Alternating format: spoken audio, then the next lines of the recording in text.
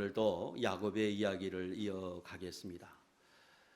지금 야곱에 관한 말씀을 전하면서 첫 번째 증거한 것이 이삭이 60세에 낳은 에서와 야곱의 출생에 관한 내용들, 그리고 그들이 자라나면서 있었던 한 사건, 이 두 내용을 가지고 우리가 교훈을 얻었고, 오늘은 세 번째 시간으로 이제 이삭이 나이가 많아서 두 아들을 대상으로 해서 장자의 축복을 하는 이 과정을 통해서 은혜를 나누겠는데, 이 내용이 좀 상당히 길어서 오늘과 또 다음 시간 두 시간에 걸쳐서 이 내용을 살피려고 합니다. 오늘 1절로 4절의 말씀은 이렇습니다. 이삭이 나이가 많아서 어두워 잘 보지 못하게 되자 맏아들 에서를 불렀습니다. 그리고 그에게 말하기를 내가 이제 늙어 어느 날 죽을지 내가 알지 못한다. 그러므로 내가 들에 나가서 사냥을 해서 내가 즐기는 별미를 만들어 오면 내가 그걸 먹고 죽기 전에 너에게 마음껏 축복하겠다. 이렇게 맏아들 에서에게 아버지 이삭이 말을 했습니다. 오늘 본문의 말씀에 보면 이삭이 나이가 많아 어둡게 됐다 그랬는데, 이때 에서의 나이가 몇 살이었을까? 학자들에 의하면 그때 에서의 나이가 137세로 기록이 됐습니다. 저도 좀 살펴봤는데 최대 137세이고 일반적으로 보통은 한 134세 정도 돼야 그래야 더 보편적이지 않을까, 저는 개인적으로 그렇게 생각을 합니다. 별 차이가 없으니까 그저 134세에서 137세쯤 이때가 됐습니다. 또 오늘 본문에 보니까 이때에 눈이 어두워져서 잘 보지 못했다 그랬는데, 이 뒤의 내용을 살피니까 맏아들인지 또 그 다음 두 번째 아들인지 구별하지 못한 걸 보면 완전히 이 나이대에 실명을 한 것으로 그렇게 여겨집니다. 그때에 야곱이 지금 이삭이 말하기를 내가 나이가 많아서 언제 죽을지 모른다. 그래서 내가 너에게 장자 축복을 한다. 이렇게 말씀을 할 때 보면 그가 정말로 얼마 살지 못할 것으로 여겨서 축복을 한 것 같은데, 실제로 이삭이 몇 세까지 살았느냐 성경을 찾으면 4대 족장 중에 제일 오래 살았습니다. 그래서 180세까지 삽니다. 지금 최대로 이 나이를 잡아도 137세니까 이후로부터 43년을 더 살다가 죽습니다. 많은 걸 시사하지요. 자기가 언제 죽을지 모를 것 같아서 에서를 부르고 축복을 했는데 이후에 43년을 더 살았다. 그런데 그 43년을 사는 동안에는 육의 눈이 감겨서 보지 못했다. 저는 그 부분을 해석을 할 때 제가 말씀드린 게 이 두고 확실하지요. 그 남은 생애가 좀 고통스러운 세월이었고 영적으로도 그에게는 암흑기 같은 세월을 살았다. 이런 의미가 내포되어 있다고 생각을 합니다.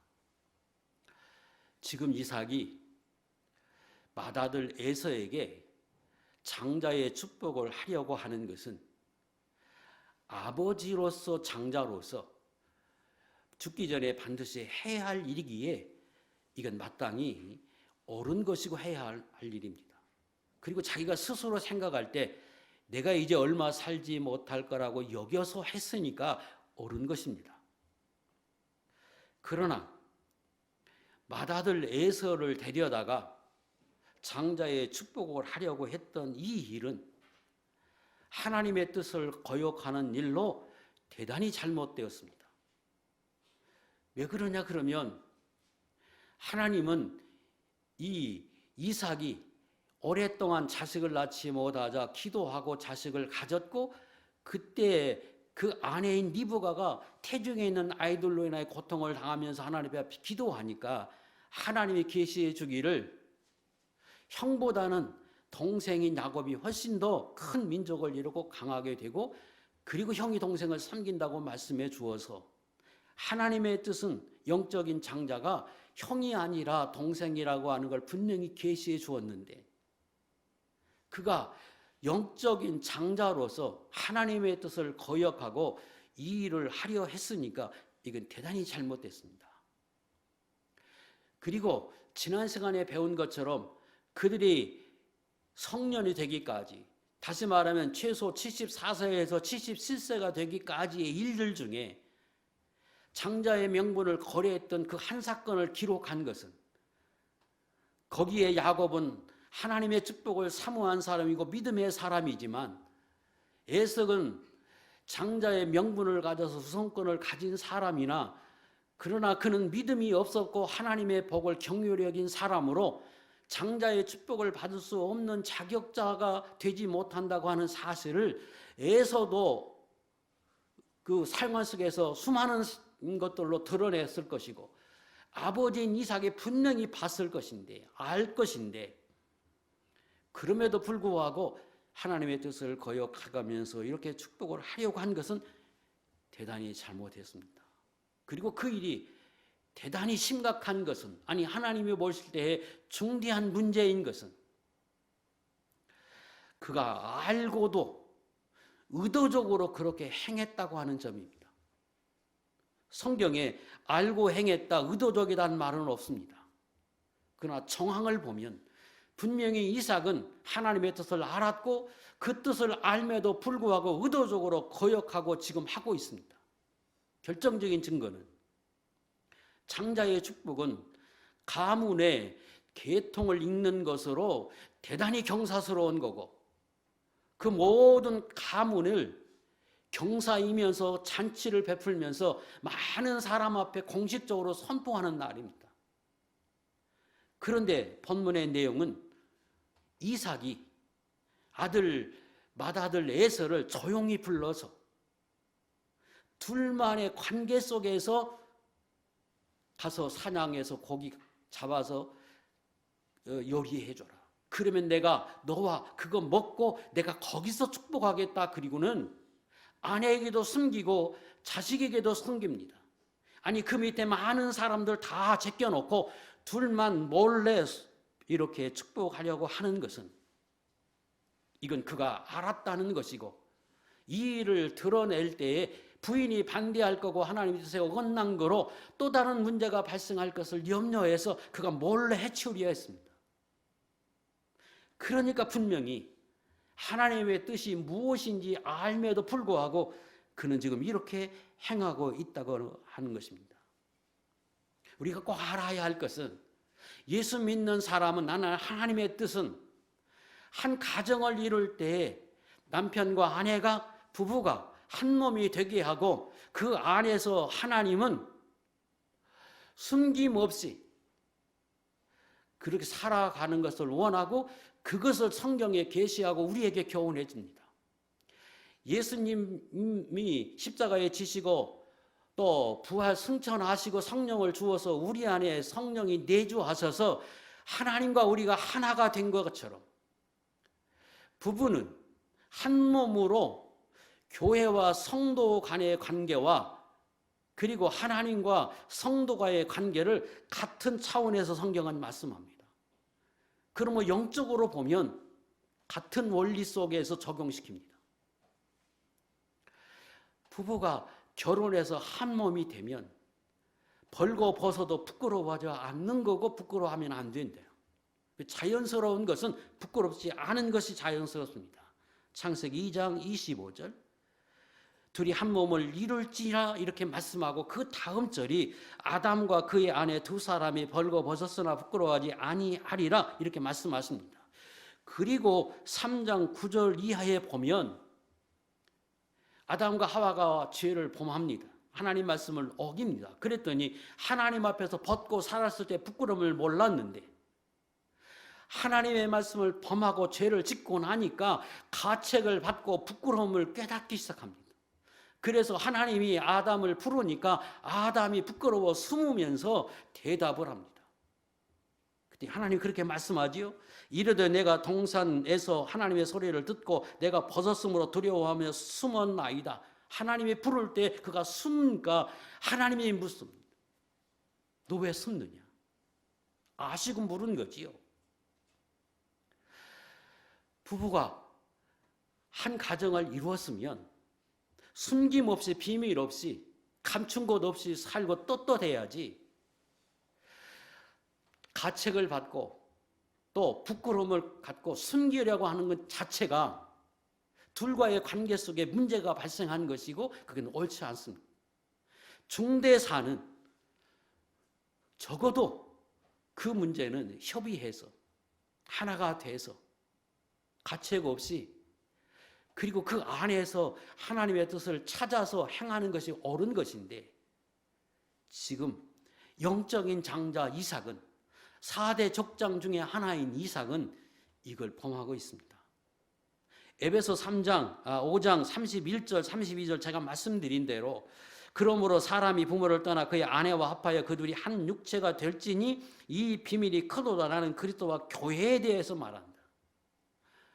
아니, 남녀가 하나가 돼서 한 몸을 이뤘으면 그 남녀 관계를 지금 이야기하는데 갑자기 내가 지금 말하는 건 교회와 그리스도의 관계를 말한다. 같은 차원이라는 거예요. 내가 죄를 범하면 내 안에 계신 주님과 내가 이런 관계가 돼서 숨겨진 것과 같이, 감추어진 것과 같이, 부끄러운 것과 같이 그런 관계가 돼서 교제가 안 돼요. 그게 정상입니다. 부부가 하나님 앞에서 이래야 된다는 거예요. 숨김없이, 가책 없이 이렇게 예수 믿는 사람은 그렇게 살아. 이게 정상적이고 그게 옳다. 아주 중대사를, 영적으로 보면 제일 큰 행사를 남편 몰래, 아내 몰래 해치우려고 했다. 그 자체가 옳지 않다. 내 인생의 아주 중요한 문제를 행할 때 내 안에 계신 하나님 앞에 감추이고 숨긴 것처럼, 그거 하나님 몰래 행하려고 하는 것처럼 행하는 것, 이거 망령된 일이고 옳지 않아요. 같은 이치입니다. 그래서 예수 믿는 사람은 인생의 중요한 문제는 내 안에 계신 주님과 기도하고 협의하고 그 하나님의 인도를 따라서 행해야지, 그러지 않으면 오늘 본문의 말씀과 영적으로는 같은 것이다. 저는 여러분이 가정에서부터 그렇게 사시고 내 안에 계신 주님과 언제나 그런 비밀 없이 그분과 교통을 이루어서 하나가 돼서 협의해서 하나님의 뜻에 따라 살아가는 거룩한 종들이 될 수 있기를 원합니다. 왜 이삭이 지금 이렇게 행하고 있느냐? 첫 번째, 세상의 관습을 따라간 것입니다. 지난 시간에 말씀을 잠깐 드렸는데, 당시 근동의 많은 나라들이 행하는 법이 마다들에게 일반적으로 장자의 권한을, 시족의 족장을, 가문의 대표를 세웠습니다. 그래서 이 이삭도 세상의 관습을 쫓아서 사람들이 그렇게 행하니까 하나님의 뜻과 상관없이 자기도 그렇게 살려 했습니다. 대단히 잘못했습니다. 또 인정에 끌렸습니다. 25장에서 우리가 배운 것처럼 이삭은 사냥한 고기를 좋아하므로 사냥꾼이 된 에서를 사랑했다. 그가 주는 그 별미로 그를 사랑했다. 하나님의 사람이, 하나님을 섬기는 사람이 하나님의 뜻에 따라가지 못하고 내게 좋은 걸 준다고, 내 구미에 맞게 행동하고 말해준다고, 나와 통한다고, 그래서 하나님의 뜻을 거역하며 그걸 따라가는 것은 하나님의 섬기는 사람으로는 대단히 잘못됐고 옳지 않습니다. 내 인생을 살아갈 때에 내 안에 계신 하나님이 기뻐하는 대로 살아가야지. 내 안에 계신 하나님과 내가 하나가 돼서 그분을 내가 주인으로 모시고 섬겼으면 그렇게 살아가야지. 내가 좋아하는 별미를 만들어준다고, 나하고 조금 성격이 맞다고, 저 사람이 나를 좋아한다고, 하나님의 뜻에 반하고 그걸 따라가는 것은 네 안에 계신 하나님 입장에서 보면 대단히 서운한 일이요, 옳지 못한 일입니다. 하나님은 창조주시오, 이 세상을 지으신 참신이신데 그분이 보잘것없는 내 안에 계시면서 나를 바라보시는데 그 사람 거역해버리고 내 구미에 좀 봤다고, 나를 좀 좋게 여긴다고 세상을 쫓아가고 인정을 따라가고 하는 것은 주님이 기뻐하실 일이 아닙니다. 왜 이렇게 행했을까? 저는 제일 큰 원인을 세 번째, 지금 말씀드리는 원인이라고 생각합니다. 세 번째는 반항심입니다. 아버지에 대한 반항, 하나님께 대한 반항하는 이 반항심이 그에게 자리 잡고 있었다고 생각합니다. 왜 그러냐 그러면 우리가 아는 대로 아브라함이 100세에 낳은 아들이 이삭입니다. 그런데 하나님이 아브라함을 시험하기 위해서, 그에게 큰 복을 주기 위해서, 그의 믿음이 큰 믿음인지 확인하기 위해서 100세에 낳은 아들을 하나님께 번제로 드리라 그럽니다. 그런데 그 아들을 잡아서 태워서 하나님께 제사 드리는 그 제사가 이 이삭이 어렸을 때 아무것도 모를 때 했으면 괜찮았는데 성경에 보니까 이삭이 장작을 어깨에 베고 아버지와 더불어 모리아산으로 갔어요. 상당히 컸다는 얘기잖아요. 사환을 저 밑에다 내려놓고 아버지하고 장작을 메고 올라갈 때 이삭이 아버지에게 묻습니다. 창세기 22장 7절 이하의 말씀입니다.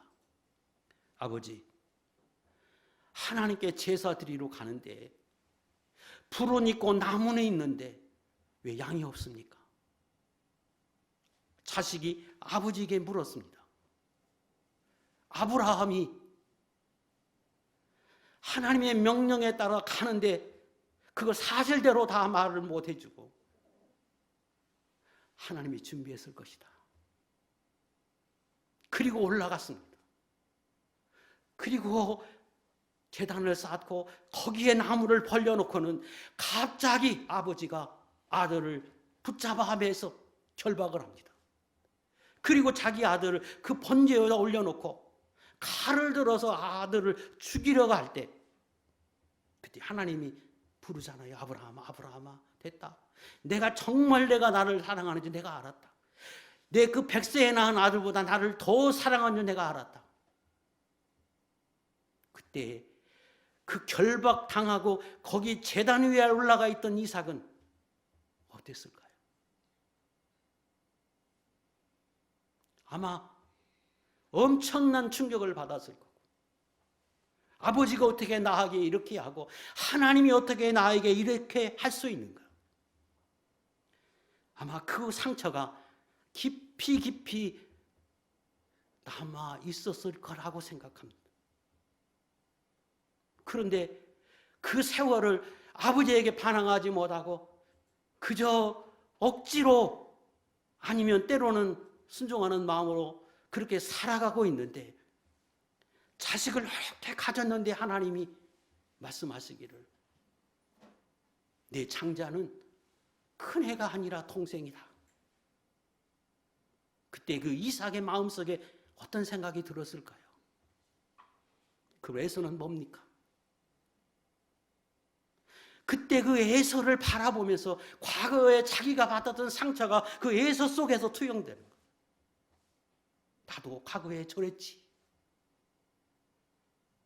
내가 아무 잘못도 없는데 세상의 아버지가 하나님이 나를 죽이려고 했던 그럼 나는 뭐야? 그 에서를 바라보면서 형으로서 그 아파할 수밖에 없는 그를 바라고 동정했을 거라고 생각해요. 충분히 이해가 가요. 나는 싫다. 나는 이런 하나님 싫다. 그 에서는 뭐냐? 충분히 그랬으리라고 생각해요. 성경에 없는 거지만 저는 그렇게 보여요. 그래서 에서에게 더 동정하게 되고, 그리고 그에게 축복을 해주고 싶어 했던 것 같습니다. 우리가 예수 믿는 사람이 때로는 어렸을 때부터 부모가 나를 교회에 안 가면 혼내게, 강요하고 어쩔 수 없이 끌려가듯이 교회에 섬기고 하나님의 일을 하고, 그렇게 하지 않을 수 없는 입장에 있는 분들이 있을 수 있습니다. 그래서 상처가 되고 아픔도 되고, 내 자유로 한 게 아니고 내 의지가 아니라 끌려가듯이 내가 살 수밖에 없는 처지에 있는 그것 때문에 상처가 받을 수 있었고, 또 그랬던 사람들이 있어요. 저도 어렸을 때 일부분이 그랬거든요. 그 반항을 하고, 그래서 교회도 안 가보려고 하고, 목사 아들과 더불어서 세상으로 나가보려고 몸부림을 쳐봤던 세월이 있었으니까요. 충분히 이해를 합니다. 그때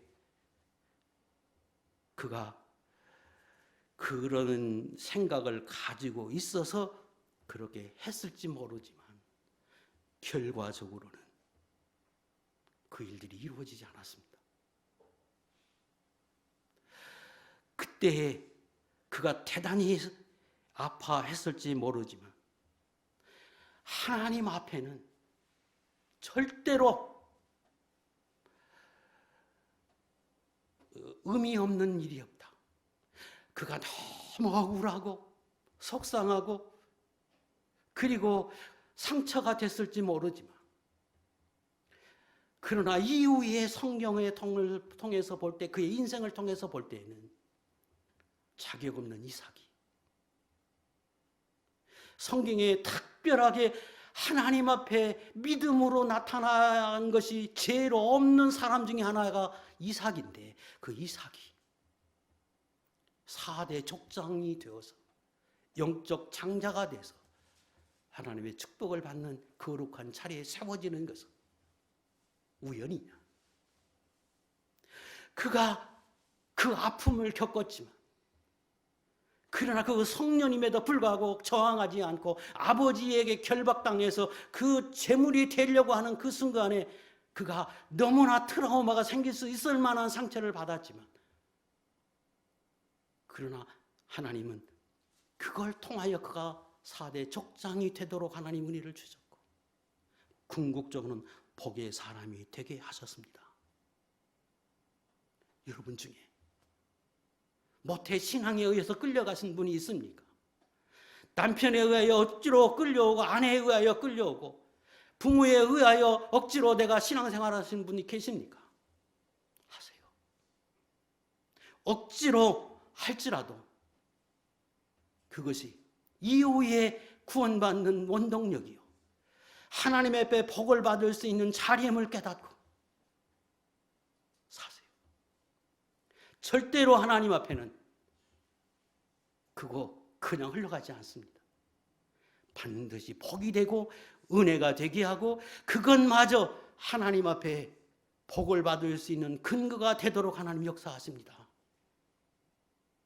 우리가 아는 것처럼 마가복음 15장 31절 이하에 보면 구레네 시몬 이야기가 나옵니다. 읽겠습니다. 시작. 구레네 사람 시몬이 시골로부터 와서 지나가는데, 그들이 그를 억지로 같이 가게 하여 예수의 십자가를 지우고. 구레네 시몬이라고 하는 사람, 시골 사람인데 그가 어떻게 예수님이 십자가 지는 그 거리를 어떻게 지나가다가 끌려서 예수님의 십자가를 대신 졌습니다. 그는 차원한 것이 아닙니다. 억울하게 졌습니다. 그런데 로마서 6장 31절에 성경은 기록합니다.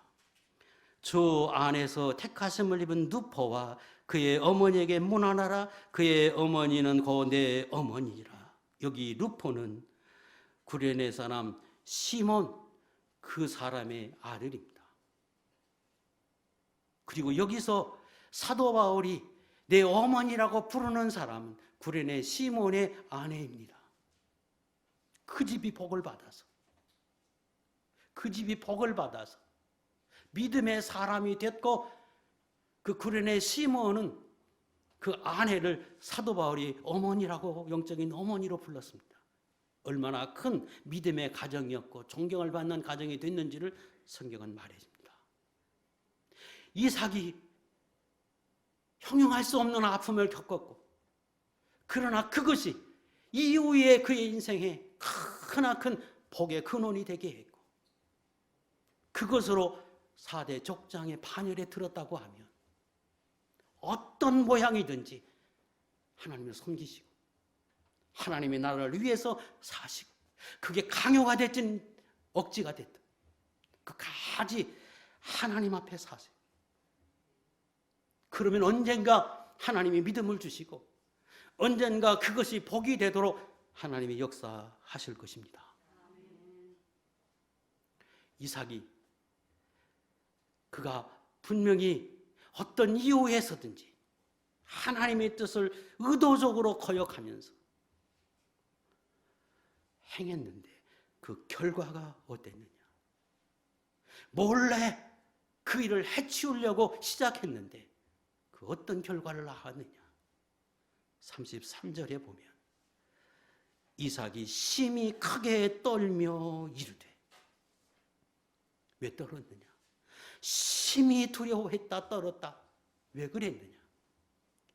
다 알매도 불구하고 인정에 끌렸든지 세상의 관습에 쫓아갔든지 반항심으로 행했든지 그 일을 몰래 해치우려고 했는데 하나님이 막았어. 자기는 성공했다고 했는데 해놓고 축복해놓고 보니까 야곱이야. 그때 너무나 하나님 앞에 두려워서, 하나님 앞에 두려워서 떨었다는 거예요. 하나님 앞에는 억지로 의도적으로 행하지 마세요. 알매도 불구하고, 양심의 가책을 감에도 불구하고, 아무도 모른다고 내 조용히 그저 중요한 일임에도 불구하고 하나님이 내게 알게 하고 인도함에도 불구하고 해치워버리겠다. 내 인생 내 마음대로 내 것인데 내가 그렇게 살아보겠다고 하지 마세요. 두려울 날이 있어요. 심히 두려워하더라. 이 일로 영적 장자 이삭의 이 어리석은 행동 하나가 이 가정을 분열하게 했고 반목하게 했고 큰 아픔을 겪게 합니다. 에서가 분노하고 동생 야곱을 죽이겠다고 협박해서, 우리가 아는 것처럼 야곱이 그때에 부모에 의해서 도피 생활에 들어갑니다. 시작은 잠시 가서 숨어라 그랬는데 20년을 못 돌아옵니다. 계속해서 그 형제가, 쌍둥이가 반목하는 인생이 되고 말아버렸습니다. 오늘 예수 믿는 저와 여러분은 언제나 하나님의 뜻을 따라서 그 뜻대로 살아가려고 해야 합니다. 그러면 반드시 하나님이 그것이 구원에 이르게 하는 것과 같이 은혜를 주시고 그것이 모두가 사는 일이고 평탄하고 형통하게 되는 비결임을 알고 하나님을 섬기는 여러분은, 하나님과 한 몸을 이룬 여러분은 가정에서 그렇게 사시고 하나님 앞에서 그렇게 사셔서 언제나 평탄하고 형통하고 참된 은혜를 받는 종들이 될 수 있기를 주의 이름으로 축복합니다. 5절 이하의 말씀입니다. 이삭이 에서에게 조용히 아무도 모르게 사냥해서 고기 준비해 오면 내가 그거 먹고 축복하겠다고 하는 그 말을 리브가가 듣습니다. 하나님의 섭리지요. 그래서 리브가가 즉시 아들 야곱을 부릅니다. 그리고 좋은 염소새끼 2마리를 내게 가져오면 내가 그것으로 아버지를 위해서 별미를 만들어 줄 거다. 그러니까 너는 그걸 가지고 아버지에게 가서 형 대신 내가 축복을 받아라. 그때 야곱이 이렇게 이야기합니다. 어머니, 형 에서는 몸에 털이 많은 사람인데 나는 털이 없이 매끈매끈합니다.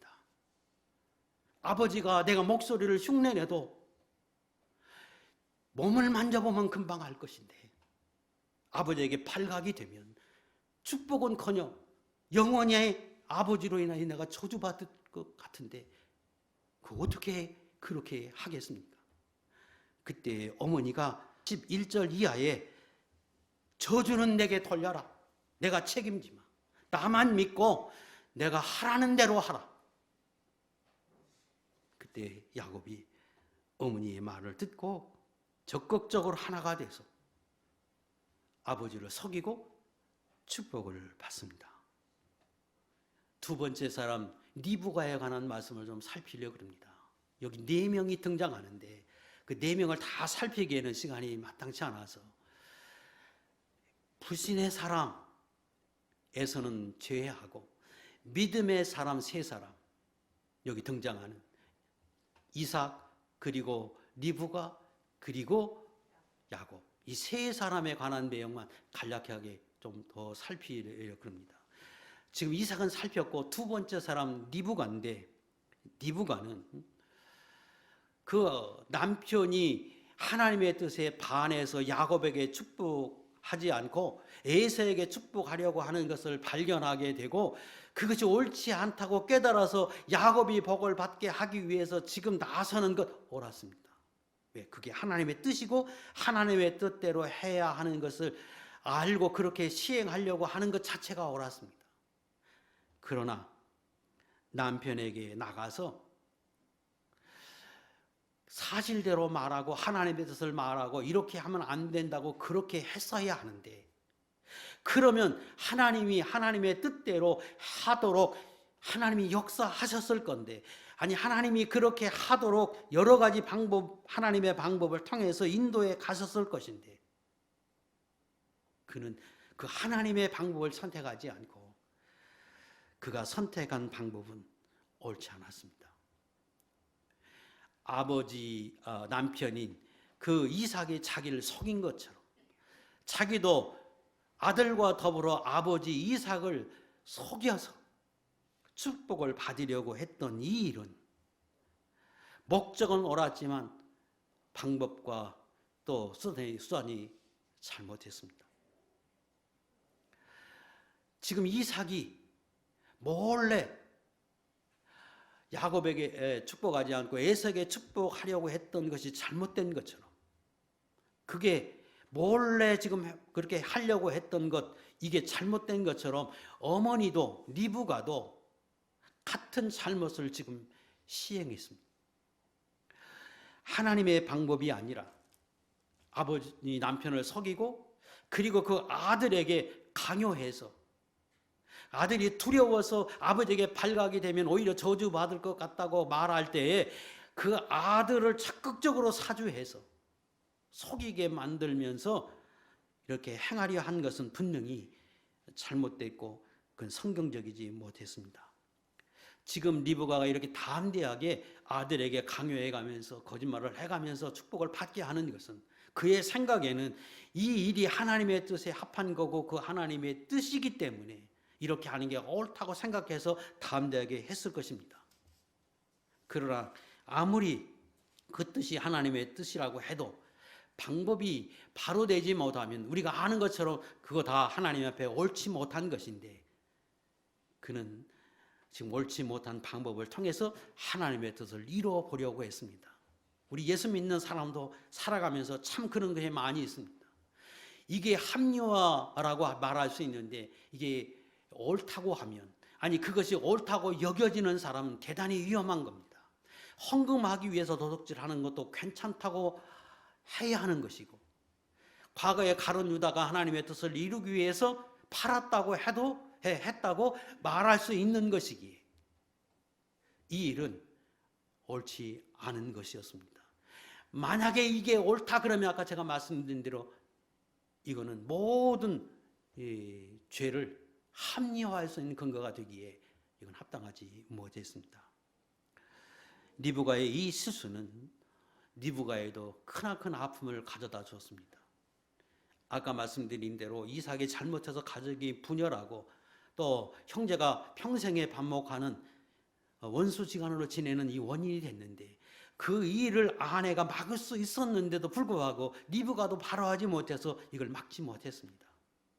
그러나 리브가에게 더욱더 치명적인 것은 그가 야곱을 사랑해서 그 야곱에게 복을 받는 것을 원해서 야곱과 더불어 아버지를 적극적으로 속이려고 했습니다.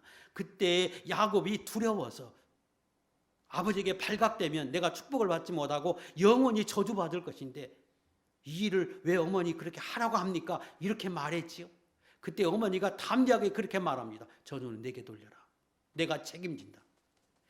저주는 내게 돌리고 너는 내 말대로 해. 이렇게 말합니다. 근데 그때 그 리브가가 한 그 말이 그대로 실현됐다고 저는 생각합니다. 그게 무슨 말인가 하면 이후에 다시 한번 보겠는데, 이 사건 이후에 에서가 동생 야곱을 죽이려고 하니까 리브가가 야곱을 피난시키지요. 그때 피난시키려고 할 때 27장 44절 이하에 이렇게 이야기합니다. 내 형의 노가 풀리기까지 몇 날 동안 그와 함께 거주하라. 내 형의 분노가 풀려 내가 자기에게 행한 것을 잃어버리거든 내가 곧 사람을 보내어 너를 거기서 불러오리라. 어찌 하루에 너희 둘을 이르랴. 이렇게 말하거든. 며칠만 좀 있어라. 당분간 조금 있으면, 형이 조금 있으면 다 누그러질 건데 그때 사람 보내서 불러오마 그랬는데, 이후에 기록을 보면 리브가는 등장하지 않습니다. 야곱이 20년 후에 돌아옵니다. 잠깐이 20년이었는데 그 20년 후에 돌아왔을 때에 이삭은 언급이 되고 이삭에게 야곱이 찾아가서 인사했다고 하는 말은 있는데, 이후에 리브가는 무덤에 장사돼서 그 무덤에 리브가가 있었다고 하는 말 외에는 등장하지 않습니다. 저는 이후에 리브가가 그렇게 사랑하는 야곱을 다시 만날 수 없게 됐고 야곱이 돌아오기 전에 죽었다고 여기는 것이 옳다. 또 학자들도 그렇게 보시는 분들이 많이 있습니다. 그가 거짓말을 담대하게 하면서 저주는 내게 돌려라. 내가 책임진다 그랬는데 그 말대로 했다는 거예요. 하나님 앞에는 예수 믿는 사람은 언제나 그래서 조심해야 하고, 이것이 하나님이 옳지 않은 것인데 양심이 가책이 되고 이게 하나님의 뜻에 거역하는 일인데도 불구하고 담대하게 행해서 그렇게 함부로 말하는 것은 조심해야 한다. 삼가해야 할 일이다 하는 것을 알게 합니다. 세 번째 사람 야곱에 관한 말씀입니다. 야곱이 어머니의 말을 듣고 순간적으로 그 마음 속에서 두려움이 있었습니다. 아니, 아버지를 어떻게 속일까? 그래서 어머니에게 이야기했습니다. 내가 이렇게 말하고 이렇게 속이려고 할 때 아버지에게 틀림없이 발각될 거고, 그때 아버지가 알아보면 이 중대한 일을 속여서 받으려고 했던 나를 저주할 건데, 그럼 내가 평생에 저주받고 살 것입니다고 하는 그 두려움은 하나님이 준 것이었습니다. 그런데 어머니가 이야기할 때 그 어머니의 말을 듣고 그는 마음을 돌이켜서 적극적으로 어머니가 하나가 돼서 악을 꾀했습니다. 여러분, 세상에 그 살아갈 때 얼마나 이런 일들이 우리에게 많이 있습니까? 이건 옳지 않다, 이건 안 된다 그러는데 잘 아는 사람이, 동료가, 부모가, 형제가, 친구가, 아니 남들이 다 그렇게 하고 이거 유익이 될 거고 한 번만 이렇게 하면 된다고 생각하고 여러 이유로 우리에게 얼마나 그렇게 할 수 있는 유혹이 얼마나 많이 있습니까? 시편 1편에 복 있는 사람은 악인의 꾀를 쫓지 않는다고 말하고 죄인의 길에 서지 않는다고 말씀합니다. 이때 야곱은 단호하게 거절하고, 엄마, 그게 정말로 하나님의 뜻이고 하나님이 그렇게 말씀하셨으면 우리 아버지에게 사실대로 말하고 엄마가 가서 그렇게 이야기하십시다. 하나님의 뜻이면, 하나님이 그렇게 정하셨으면, 하겠다고 하나님 말씀하셨으면 반드시 그렇게 될 것인데 엄마가 가서 그렇게 하세요. 이건 옳지 않은 것 같아요. 이게 옳았습니다. 그런데 야곱도 욕심에 근거해서 이렇게 적극적으로 아버지를 속이려 했던 것은 이건 옳지 못했습니다. 성경은 어떤 경우에도 거짓말은 옳지 않다고 말합니다. 요한복음 8장 44절, 거짓말은 마귀의 장애로서 마귀의 종이 되는 것이고 그 거짓말의 원초가 마귀로부터 왔음을 말씀해서 거짓은 옳지 않다고 우리에게 교훈해 주십니다. 야곱이 장자의 복을 사모한 건 옳았지만 그러나 그 방법이 잘못돼서 이후에 그 영적인 축복은 받지만 옳지 않은 방법으로 행한 것에 대한 대가는 혹독하게 치릅니다. 예수 믿는 사람은 언제나 하나님의 복은 사모하고 합당하게 행하되 방법도 옳게 해서 또 옳지 않아서 이 범하는 이 오류가 없도록 우리는 이 야곱과 리브가의 를 통해서 교훈 삼아서 우리는 그런 사람이 되지 않도록 우리는 그렇게 해야 하겠습니다. 야곱의 입장에서 보면 어머니가 자기를 너무나 아끼고 사랑해서 그 어머니를 의지하고 어머니와 더불어 그렇게 일을 했는데 하나님은 자기가 그렇게 사랑하고 의지했던 어머니를 이후의 생활 속에서는 보지 못하게 하고 그 어머니와 함께 살지 못하도록 하나님 역사하셨습니다. 성경대로 된 거지. 성경에 예수 믿는 사람은 하나님 위에 더 사랑하지 말라, 의지하지 말라. 사람을 의지하고 하나님보다 더 의지하는 것은 상한 갈대와 같고 그것은 곧 하나님이 지혜하실 수 있다.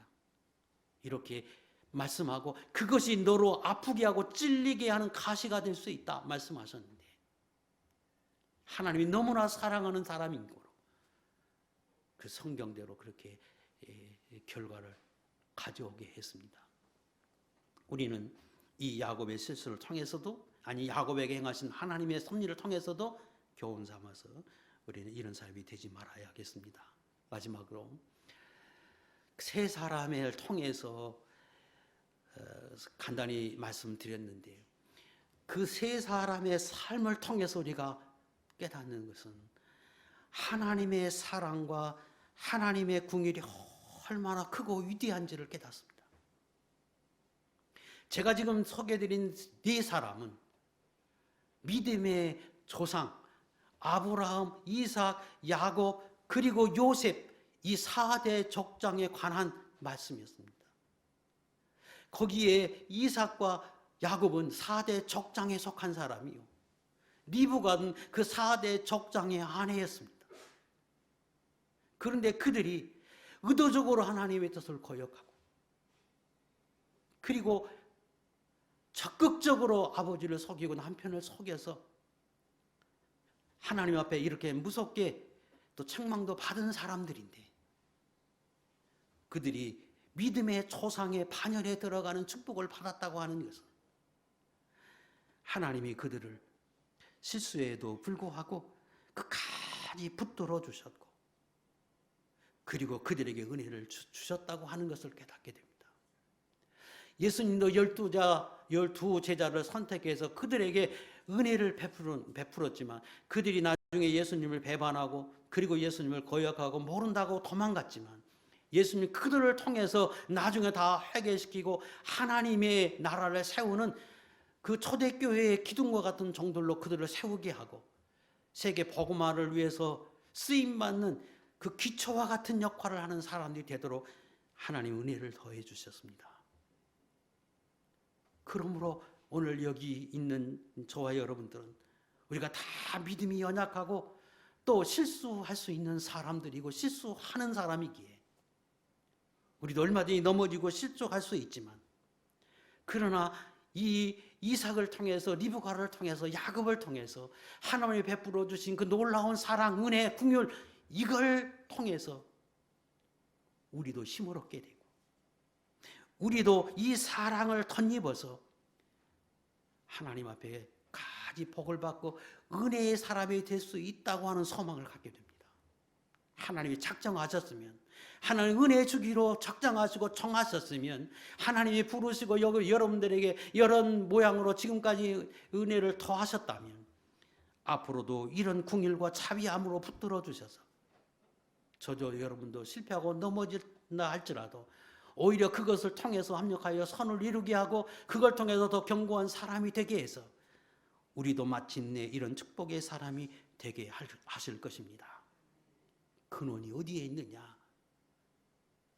우리로 인해서 그렇게 되는 것이 아니라 창조주이신 하나님, 은혜와 긍휼이 무한하신 그 하나님이 우리를 붙드시며 그 하나님이 이삭과 리브가와 야곱을 버리지 않고 역사에 주셨던 그 사랑에 근거해서 오늘 우리에게도 그렇게 하실 것이기 때문에 우리 모두에게도 소망이 있다고 하는 그런 놀라운 사랑을 깨닫게 됩니다.